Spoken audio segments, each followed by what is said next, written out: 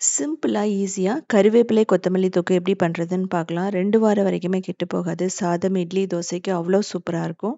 இந்த கருவேப்பிலையில பார்த்தீங்க அப்படின்னா, vitamin A, C, E, B எல்லாம் இருக்கு. அது மட்டும் இல்லாம அயர்ன் கன்டென்ட், அதுக்கப்புறம் ஃபைபர் எல்லாமே இருக்கு. ஸோ முதல்ல கருவேப்பிலையில எடுத்துட்டு, புளி, சின்ன வெங்காயம் எல்லாம் எடுத்துக்கலாம்.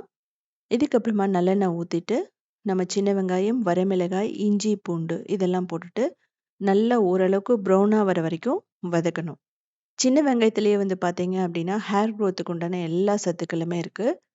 நம்ம இத போட்டுட்டு, உப்பு போட்டு வதக்கலாம். நான் ஏற்கனவே கொத்தமல்லி தொக்கு வந்து தனியா போட்டிருக்கேன். அதுல வந்து வெங்காயம் இல்லாம போட்டிருக்கேன். அதையும் நீங்க உத்தமி கிச்சன்ல பார்த்துக்கலாம்.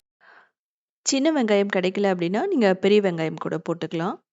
நம்ம ஏன் வந்து வெங்காயத்த நல்லா வதக்கணும் அப்படின்னா, நம்ம 2 வீக்ஸ் வரைக்கும் வச்சிருக்கும்போது கூட, இது கெட்டு போகாம இருக்கணும். அதுக்காக தான் நம்ம நல்லா வதக்குறோம்.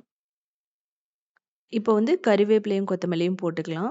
யூசுவலா இந்த காலத்து குழந்தைகள் வந்து கறிவேப்பிலைலாம் சாப்பிடுறது கிடையாது. இது மாதிரி பண்ணி குடுக்கும்போது கண்டிப்பா வந்து வெரைட்டி ரைஸ்ல போட்டு நம்ம லஞ்சுக்கு குடுக்கும்போது கண்டிப்பா சாப்பிடுவாங்க. இதோட சேர்த்து வந்து பார்த்தீங்கன்னா, உருளைக்கிழங்கு வறுவல், வாழைக்காய் வறுவல்லாம் வச்சு குடுக்கலாம். உருளைக்கிழங்குலயுமே விட்டமின் B12 எல்லாம் இருக்கு. ஸோ இத வந்து நல்லா வதக்கணும். நீங்க வந்து வதக்கிட்டு அரைக்கும்போது அந்த பச்சை வாசனை இருக்காது. ஸோ ஒரு சிலர் வந்து பச்சையா அப்படியே போட்டு அரைச்சும் பண்ணுவாங்க. ஸோ அப்படி பண்ணா அப்படிங்கும்போது, நம்ம கொஞ்சம் சீக்கிரமாவே கெட்டு போறதுக்கு சான்சஸ் இருக்கு. வதக்கிட்டோம் அப்படின்னா, அது வந்து தண்ணியெல்லாம் அப்சர்வ் பண்ணிக்கும். ஸோ அப்படிங்கும்போது கெட்டு போகாது. இப்போ ஆற வச்சுட்டு நம்ம மிக்ஸியில போட்டு அரைச்சுக்கலாம்.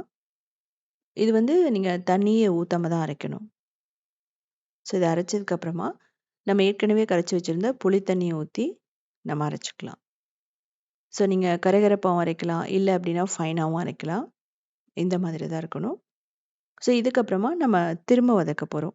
நல்லெண்ணெய் வந்து ஊத்திக்கலாம். நான் வந்து ஒரு 6லேருந்து 7 டேபிள் ஸ்பூன் ஊத்திருக்கேன். நீங்க வந்து 1/4 கப் கூட ஊத்திக்கலாம். ஊத்திட்டு கடுகு, கடலப்பருப்பு, உளுத்தம் பருப்பெல்லாம் போட்டுட்டு, லைட் ப்ரௌனா வர வரைக்கும் வதக்கணும். நம்ம தொக்கு அப்படிங்கிறது நெறைய மெத்தட்ல பண்ணலாம். கடலப்பருப்பு, உளுத்தம் பருப்பு போடாமலேயும் நீங்க பண்ணலாம். இப்போ பொடி அப்படிங்கும்போது வெந்தய பொடி, பெருங்காயம், மஞ்சள் தூள், மிளகாய் தூள், கொத்தமல்லி தூள். மிளகாய் தூள் அப்படிங்கிறது காரத்துக்கு ஏத்த மாரி நீங்க போட்டுக்கலாம். நீங்க 3 டேபிள் ஸ்பூன் கூட போடலாம். குழந்தைகளுக்கு அப்படி செய்யும்போது கொஞ்சம் வந்து குறைவா போட்டுக்கலாம். இப்போ அரைச்சு வச்ச விழுதையும் போட்டுட்டு நல்லா வந்து மிக்ஸ் பண்ணணும். ஸோ நான் ஆயில் வந்து கொஞ்சம் கொஞ்சமா தான் விட்டு பண்றேன். நீங்க வந்து 1/4 கப் ஆயில வந்து ஊத்திட்டு அதுக்கப்புறம் கூட நீங்க இத போட்டு கிளறலாம். இது கிளறதுக்கு மட்டும் கிட்டத்தட்ட ஒரு 10 நிமிஷம் ஆகும். ஏன் அப்படின்னா, திரும்ப இந்த நான் சொன்ன மாதிரி நம்ம அரைச்சதுலேருந்து அந்த தண்ணிய கொஞ்சம் அப்சர்வ் பண்ணணும். ஸோ நல்லா மிக்ஸ் பண்ணுங்க. நம்ம புளி போட்டிருக்கிறதுனால இந்த தொக்கு கண்டிப்பா கெட்டே போகாது. ஒரு ஏர்டைட் கண்டெய்னர்ல போட்டு ஃப்ரிட்ஜில வச்சுட்டீங்கன்னா, எப்பவுமே வந்து பார்த்தீங்கன்னா, நம்ம ஃப்ரிட்ஜில வச்சுட்டு 1 வாரத்துக்குள்ளேயவே வந்து நம்ம அது காலி ஆயிடும். அந்த அளவுக்கு டேஸ்ட்டா இருக்கிறதுனால.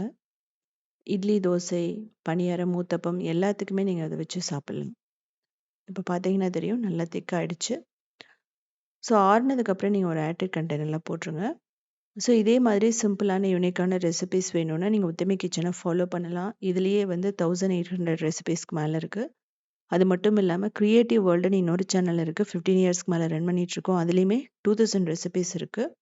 அது மட்டும் இல்லாம சவுத் இண்டியன் ஃபுட்ஸ் டாட் இன்ங்கிற வெப்சைட்ட 19 இயர்ஸா ரன் பண்ணிட்டுருக்கோம். கிட்டத்தட்ட 8000 ரெசிபீஸ் இருக்கு. எல்லாமே சிம்பிளான வெஜிடேரியன் ரெசிபீஸ் தான். ஸோ பார்த்துட்டு கமெண்ட் பண்ணுங்க. ஸோ மீதி இருக்கிற தொக்குல இது மாதிரி நம்ம சாதமா கூட கிளறிக்கலாம்.